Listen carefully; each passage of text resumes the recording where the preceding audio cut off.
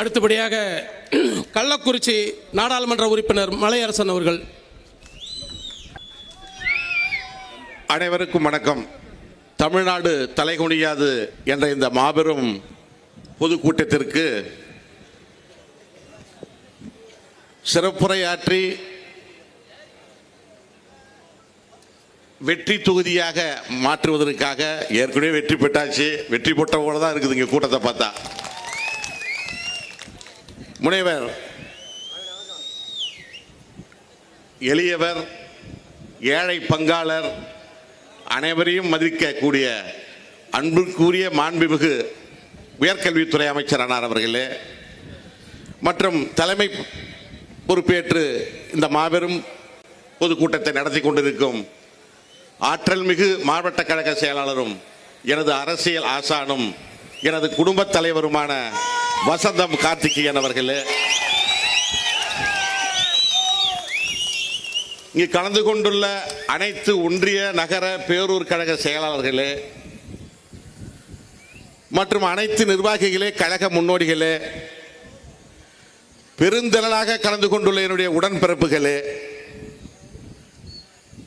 பத்திரிகையாளர் நண்பர்களே, காவல்துறை நண்பர்களே, அனைவருக்கும் என் முதற்கண் நன்றியும் வணக்கத்தையும் தெரிவித்துக் கொண்டு இந்த கூட்டத்தை பார்க்கும் பொழுது தமிழ்நாடே வெற்றி கொண்ட ஒரு எழுச்சி எங்களுக்கு தெரிகிறது. வசந்தம் என்றால் சும்மாவா?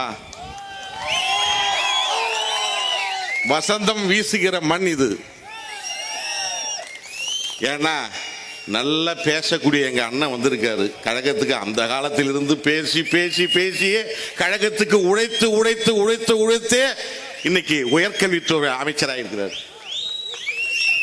அதிகமா பேசினா நேரம் இல்லை. ஏன்னா என் அண்ணன் பேசணும், என் தலைவன் பேசணும். அதற்காக நான் சுருக்கமா முடிச்சுக்கொள்ள விரும்புகிறேன். நிறைய திட்டங்கள், எண்ணற்ற திட்டங்கள் 2021 ஆட்சி பொறுப்பு ஏற்றிருந்து நமது தமிழக முதல்வர், இளம் தலைவர், வருங்காலம் இளைஞர்களின் எழுச்சி நாயகர், நம்ம பகுதிக்கு நமக்கெல்லாம் கட்டி ஆளுகின்ற நமது மாவட்ட அமைச்சர் ஐயா அவர்கள், இவர்களின் சீரிய பணியினால் தமிழ்நாடு என்று செழித்துக் கொண்டிருக்கிறது. ஏன் பொதுப்பணித்துறை அமைச்சரை சொல்கிறேன் என்றால், தமிழ்நாட்டுக்கே ரோடு போடுறவர் அவர் தான். எண்ணற்ற திட்டங்களை செய்து கொண்டிருக்கிற நம்ம திராவிட மாடல் நாயகர் அரசை பற்றி எடப்பாடியார் கூறுகிறார், காப்பி அடிக்கிறோமா? நம்மெல்லாம் காப்பி அடிப்பதும் காலில் விழுவதும் ஏடிஎம்கேக்காரருக்கு சொந்தமான தொழிலாது. நாங்கள் திராவிட பரம்பரை, ஆள பிறந்தவர்கள், பாரி வள்ளல் வணங்கக்கூடிய இனத்தை சார்ந்தவர், திராவிட இயக்கத்தை சார்ந்தவர் அனைவருமே இதை நீ கருத்தில் கொள்ள வேண்டும். மாதம் 1000 உரிமை தொகை, மகளிருக்கான தொகையை வழங்குவோம் என்று 2021 தளபதியார் கூறிய போது இது சாத்தியமில்லை என்று கூறிய எடப்பாடியே இன்னைக்கு எப்படி 2000 வழங்கலான்னு சொல்லலாம்? நீ வழங்கிடுவியா? என் தலைவன் 5000 வழங்கினார் ஒவ்வொரு குடும்பத்திற்கும். 5000. இந்த ஏன் 5000 என்பது தெரியுமா? மத்தியில் ஆளுகின்ற மோடியும், அதுக்கு தமிழ்நாட்டு மக்களை பிடிக்காத மோடியோடு சேர்ந்து இங்க 10 ஆண்டு காலம் தமிழ்நாட்டை சுடுகாடா ஆக்கிய எடப்பாடி பழனிசாமியும் சேர்ந்து நமது மகளிருக்கு, நமது குடும்பத்திற்கு ஏழ்மையை விரட்டக்கூடிய அந்த 1000 உதவித்தொகை பெறக்கூடாது, வரக்கூடாது என்று ஒரு திட்டத்தை தீட்டினார். இதை தனது நுண்ணறிவினால் இதை அறிந்த நம்ம தமிழக முதல்வர் அவர்கள் இந்த திட்டத்தை முறியடிக்கும் நோக்கத்தோடு செயல்படும் மோடியையும் எடப்பாடியையும் இரவோடு இரவாக, யாருக்கும் தெரியாமல் இரவோடு இரவாக காலையில் 6 மணிக்கு உங்களுக்கு டீங்க ஒரு சவுண்ட் வர மாதிரி அந்த அமௌண்ட்டை போட்டார். எதற்காக? நீ 1000 தடுக்க நினைத்தால் நான் 5000 குறிப்பேன் என் மக்களுக்கு என்று. இதுபோல எண்ணற்ற திட்டங்களை செய்து கொடுக்கிறது நமது தலைவர் அவர்கள். தொடர்ந்து முதல்வராக வந்தால் மட்டுமே இந்த திட்டங்கள்லாம் தொடர்ந்து நீடிக்கும். நிறைய திட்டங்கள் இருக்கு, அண்ணன் சொல்வார். அதெல்லாம் ஒன்றை மட்டும் நான் நினைவுபடுத்த விரும்புகிறேன். 2016 நாங்கள் எல்லாம் டிவி முன்னாடி கண் விழித்து பார்த்து கொண்டே இருந்தோம். தேர்தல் என் தலைவனை எப்ப அறிவிப்பாங்க என்று. அப்பொழுது டிவியிலே நியூஸ் வந்தது, செய்தி வந்தது, சட்டமன்ற உறுப்பினராக வேட்பாளராக வசந்தம் கார்த்திகேயன் அவர்கள் அறிவிக்கப்படுகிறார் என்று. மகிழ்ச்சியான தருணம் அது. எங்கன்னா ரிஷிவந்தியம் என்று. நாங்கெல்லாம் உடனே ஒரு டவேரா வண்டி, அப்ப அந்த வண்டியில் ஏரியாவுக்கு வரோம்.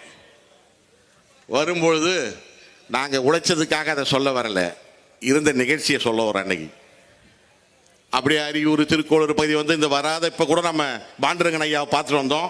அந்த வீட்டில் கூட இரவு விடியாகாலம் வரையிலும் படுத்திருந்த காலம் அது. அப்போ வரும்பொழுது அந்த ரோடு எப்படி இருக்குன்னா, அந்த வண்டி ஒரு வீல் கீழே இருக்கும், ஒரு வீல் மேலே இருக்கும். ஒரு வீல் கீழே இருக்கும், மேலே இருக்கும். அனைத்து கிராமங்களும் அப்படிதான் இருக்கும். சில கிராமங்களுக்கு பைக்கில் சென்று கூட நாங்கள் அந்த ஓட்டை கேட்டிருக்கிறோம். அப்போ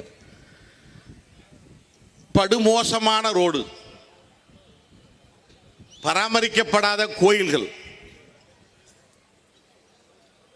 பார்த்தா எங்கு பார்த்தாலும் ஒரே மாதிரி இருக்கும், புழுதி அடிச்சிட்டு இருக்கும் இந்த தொகுதி முழுக்க. ஏன்னா 89 ஐயா நடேசனாருக்கு பிறகு திராவிட முன்னேற்றத்தை கழகத்தை சேர்ந்த ஒரே வேட்பாளர் வசந்தம் கார்த்திகேயன் தான் நம்ம அதுக்கு பிறகு அறிவித்த வேட்பாளர். எந்த திட்டங்களும் நடைபெறவில்லை. 89க்கு பிறகு எந்த திட்டமும் நடைபெறவில்லை. அதுவே 2001க்கு பிறகு தேர்தலில் வெற்றி களம் கண்டு மாண்புமிகு கொடைவள்ளல் நமது அமைச்சர் ஐயா அவர்களின் தயவால் தமிழக முதல்வர், துணை முதல்வர்களுடைய ஒத்துழைப்போடு அனைத்து சாலைகளும் இப்போ பார்க்குறேன்னா ஒரே ஒரு சாலை கூட சாதாரணமாக இல்லை, நகர் நகர் நகர் நகர் இருக்கு. அனைத்து டிரைனேஜ், சாக்கடை வசதி, கோயில்கள் புனரமைப்பு, கும்பாபிஷேகம், அனைத்து திட்டங்களையும் செய்து முடித்திருக்கிறார் என்றால் அது வசந்தத்தால் மட்டும்தான் முடியும். இதுபோல எண்ணற்ற திட்டங்களை நமது ரிஷிவந்தியன் தொகுதியில் செய்து காட்டியிருக்கிறார், செய்து முடித்திருக்கிறார். நீங்கள் எல்லாம் வருகின்ற இந்த தேர்தலில் 1 லட்சம் நாங்கள் இல்லை பத்தாது, செய்ததற்கு 1 லட்சம் பத்தாது. ரிஷிவந்தியம் தொகுதி முழுக்க திராவிட முன்னேற்ற கழகத்திற்கு தான் வாக்களிக்க வேண்டும் என்று கூறி வாய்ப்புக்கு நன்றி கூறி இடம் சார்கிறேன். நன்றி, வணக்கம்.